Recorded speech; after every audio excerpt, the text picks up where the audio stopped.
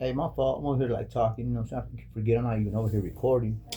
As a matter of fact, let me grab my other thing, record with that too, because I'm telling you, man, once in a while things be fishy and things just don't get saved or something, you know. So now I like turn on like two different recording things. You know, I'll do one audio, I'll do one video, just so y'all can continuously keep getting some freshness. You know what I'm saying, going on with this, especially with the dates and all. You know what I'm saying? Like I'm sure y'all want to see this come a little more repeatedly, right? Than just one or two times listening to. Like we want to keep up on it, right? God, we want to make sure we're modern with it. Like we want to make sure that God is also alive with us with it, right? So we got to make sure God is live. And if y'all don't like the way I'm trying to put God out here or stuff like that, or if you want me to use Jesus instead, I'm letting you know it's Elohim, meaning that it's the whole thing. But it's up to y'all how y'all want to, you know what I'm saying, express this or say about it. I mean, some of y'all might even be like, everything he doing is wrong. Everything he doing is whatever it is. I'm just letting you know what it is to me and why I'm using it and how it's helping me at this moment. For the rest of y'all, well, y'all have your relationship with God and figure out what you guys can do to make it work. Because this is how I'm building my relationship with my Father and with the Son. You know what I'm saying? By doing this. And it's personal to me. You know, I gave my life just for this. I mean, I asked Jesus, if I'm gonna be saved, I'm gonna give my life to you. Then, you know what I'm saying? I want to give my life for this purpose, and I want the truth. And, you know what I'm saying? So everything else doesn't matter to me. And it seems to be just like that. It seems like when I find out truth, when I see truth, it really is, it makes you feel really good inside to know it and to see it and to have it. And it, to me, it means a lot. You know what I'm saying? It means a lot. Even more than money sometimes, even more than love and shit. Just having the truth, you know what I'm saying? It really means a lot. And it does set you free. So the truth shall set everyone free wants to get that. But the truth is one thing most of us can't. You know what I'm saying? And we won't. Especially when it comes to ourselves and shit. But with everybody else, see, some of us, man, we love telling their truth. But we ain't talking about our truth. Anyways, back to what I'm supposed to be doing over here with this. Let me continue before I get off subject and God starts checking me for the words I use and things that I say. You know what I mean? So I'm gonna go ahead and start this one up too. But I'm just doing this to keep it fresh, keep it depth. I'm asking God, what's really going on with this? You know, like people don't want to believe in it. People don't want to see Jesus. People don't believe in Muslims. I just heard straight Jewish dude talking about they don't believe in God and Christ, the Messiah. And they're Jews, and we're backing up Jews. And I'm just saying, from the world, the way it is, it just seems like one big ass confused world. And I'm asking God that, come on, if you're the Almighty, all powerful, and if you ain't about, what I'm saying, fuck, messing with people, as in like, keeping them that way, you know what I'm saying, stringing them along, then you be real with it and you come with it, because that's what you say you is. You say you're the truth. You say you're the Holy Spirit. You say you mean righteousness. We all know on earth what that is. We even look at the Bible. Some of us do, and I do. Some of us do look at the Bible and be like, "Damn, this thing is evil as crap." But we can't say that about the Bible, can we? So instead, I'm gonna look at it like, I don't understand, but maybe the more I put myself into this, I can get to understand more why God is at least explaining or talking or making it seem like this. You understand what I'm saying? Because I already know what's being said and what's being done and how it is. Man, we can't do that. We ain't raised that way. That's not the way we was raised. Not even with the law that we got doesn't allow us to be like that. But I'm just saying this from, like I said, back when this was actually something that I'm pretty sure this is how they got their land. You understand what I'm saying? But back to this whole reading again. Today, again, is what, 13th, I think, 12th. What's today? Is it my day? Nope, it's the 12th. It's Maria's day. So anyways, though, 8/12/26, August 12th, 2026. And today I'm asking God, let's see. So people they're lacking in all of it. They don't see Jesus. They don't see the Spirit. They ain't seen God. They think I'm false. They think Jesus never comes back. Yeah, people say all kinds of things. Even people that are, like I said, Jews saying Christianity is a false whatever. And I'm like, look, I'm tired of all the confusion. I'm tired of having no solution. So I'm going with my way. Whatever my way say is what I'm gonna stick with. Because guess what? Everyone else seems to have their own way or their own beliefs, and they stick with. And God doesn't seem to be like with the whole thing. He just keeps bringing back to Jesus.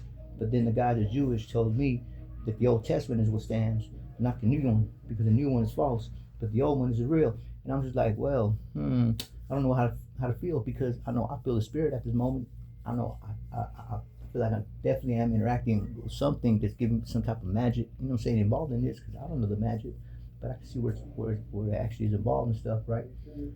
Too many coincidences is what I'm saying, right? With the book stuff, the readings, coming across too many of the subjects, too many things that I'm coming across with, too many things that I speak of, it's just seems to be quite free at answering you quickly, even responding to you from the outside, like that I can't see, talking to someone out there, I know he is, you understand what I'm saying? So, but quick responses. So, it's the spirit right here, right now type thing. So, if anything, Jesus is supposed to be representing this way, like as in not in full flesh, but more like in spiritual, but the whole world's supposed to know.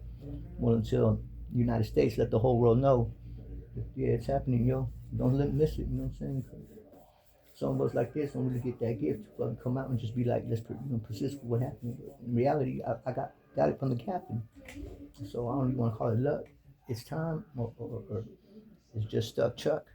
Regardless, this is what was popping right now. My books are set up a certain way. First time I ever set them up like this, and I'm just gonna read them from one to the other. Whatever sheets that are on there now, they're just gonna go across, regardless how it sounds or how it is. But I'm gonna start with the one all the way over here, which is the dictionary, and just follow through with the rest. But try to do it all in that order. Just to let y'all know. I don't know if y'all see that. I think y'all might be able to see this over here, right? See my hand over here? No, you can't. So I have to bring you all the way over here, like, there you go. Now you can see my hands. Alright, so I'm all the way over here with it. I'm gonna start today's reading. Let's just do the calendar first. That's what I always need to do is the calendar. We got August 13th. Today is the 12th though. I'm gonna go ahead and try to keep it. I don't want that page messed up. I don't want, right here the 12th. Don't leave your relationships to chance. Pray for godly people to come into your life with whom you can connect. Don't forget relationship to happen. Don't force relationships to happen. Pray for them to happen. Then, when they do, nurture them with prayer. August 12th, 2026 message. One more time he says, let's do this. Don't leave your relationships to chance. Pray for godly people to come into your life with whom you can connect. Don't force relationships to happen. Pray for them to happen. Then, when they do, nurture them with prayer. Today's reading, we start with this on the top. Response is that the voice of a stranger is heard in these books. That is a voice other than that which we hear in the Bible. But is this really an adequate answer? He says that the voice heard in these other books may somehow be God's voice too, but it is scarcely recognizable. Hundreds of millions of Muslims and Hindus find reality in the encounter with the God they meet through their books, some as emphatically as any Christian. Are they wrong, or are we all encountering the same thing? Again, his answer seems merely to be, we are not Muslims or Hindus. Apparently, God and truth can be encountered in various ways, but does this not teeter on the brink of subjectivism? This possesses another problem, the problem of theology. Those who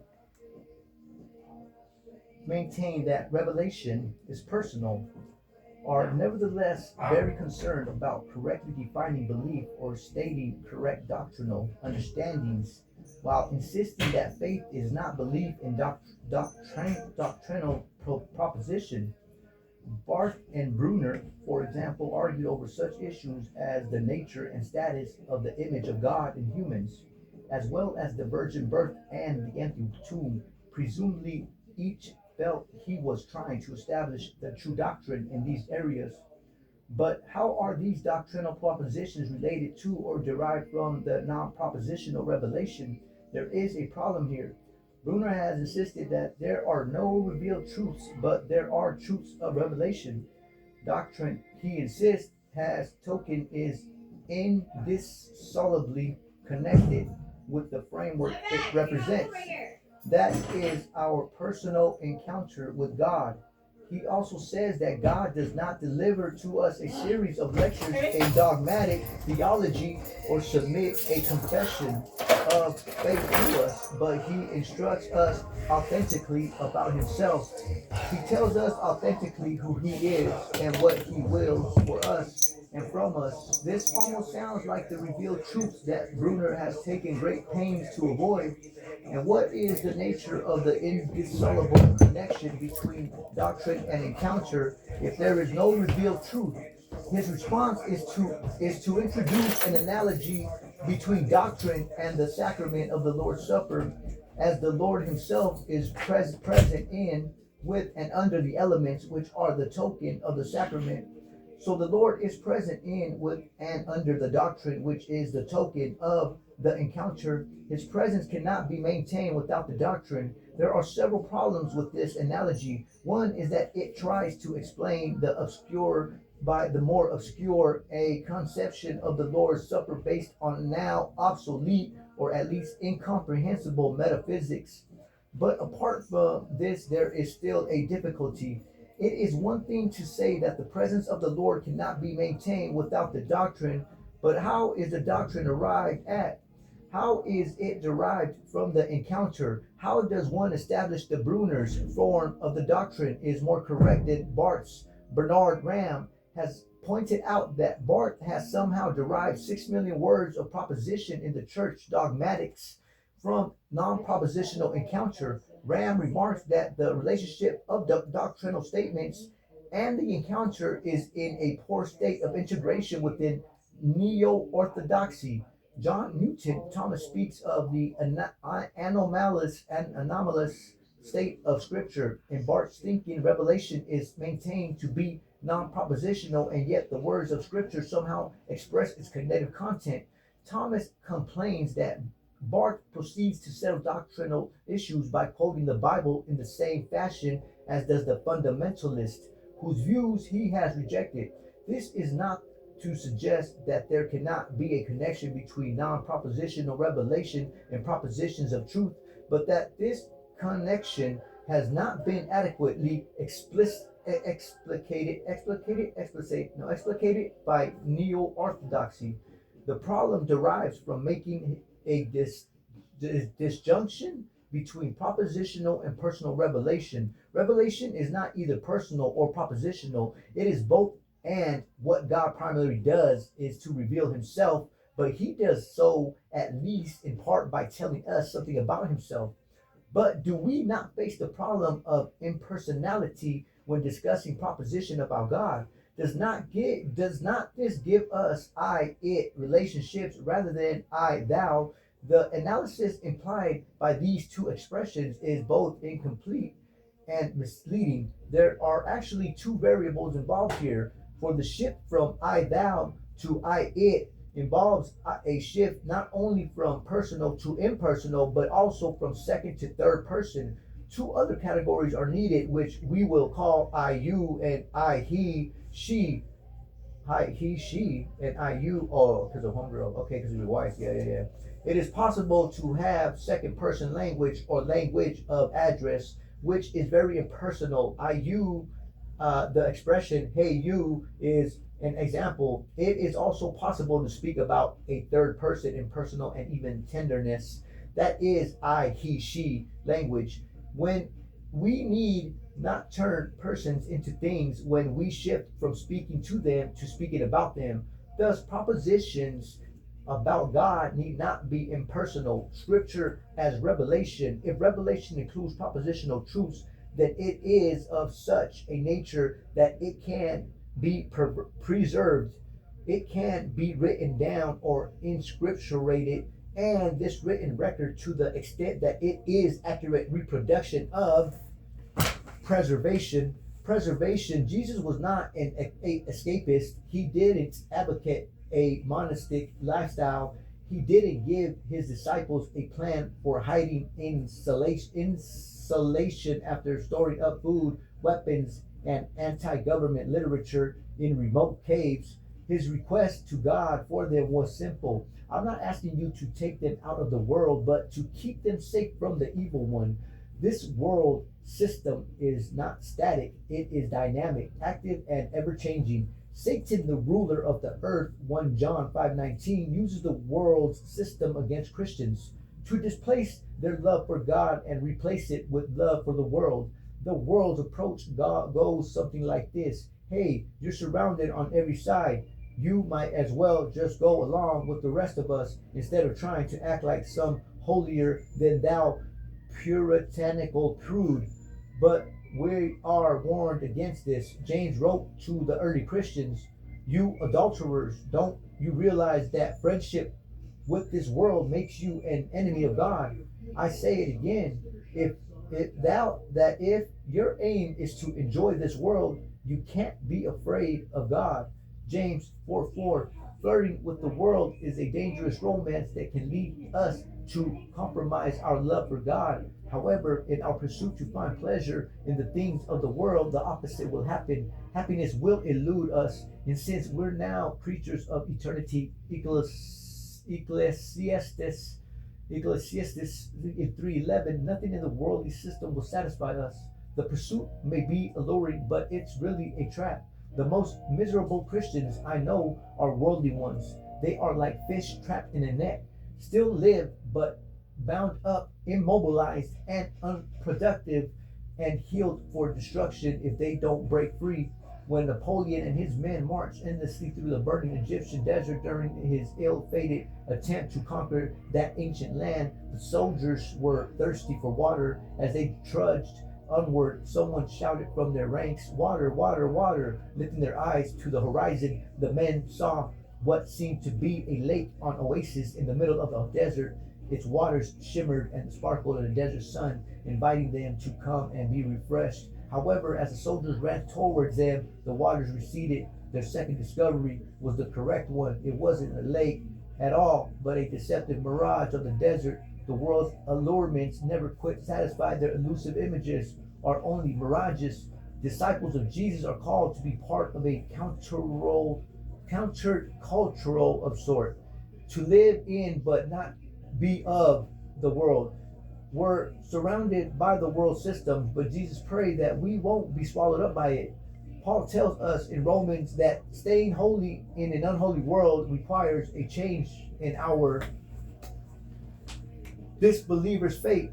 The disbelievers then threaten their messenger. "We will certainly expel you from our land unless you return to our faith." So their Lord revealed to them, "We will surely destroy the wrongdoers," 14, "and make you reside in the land after them." This is for whoever is in awe of standing before me and fears my warning. And both sides called for judgment, so every stubborn tyrant was doomed. Awaiting them is hell, and they will be left to drink oozing pus, which they will sip with difficulty and can hardly swallow. Death will overwhelm them from every side, yet they will not be able to die. Awaiting them still is harsher torment. Wasted deeds. The parable of the deeds of those who disbelieve in their Lord is that of ashes fiercely blown away by wind on a stormy day. They will gain nothing from what they have earned. That is truly the farthest one can stray. Have you not seen that God created the heavens and the earth for a reason? If He wills, He can eliminate you and produce a new creation, and that is not difficult for God at all. Disbelievers disowning each other, they will all appear before God, and the lowly followers will appeal to the arrogant leaders. We were your dedicated followers, so will you then protect us from God's torment in any way? They will reply, had God guided us, we would have guided you. Not it is all the same for us whether we suffer patiently or impatiently. There is no escape for us. Satan's talk.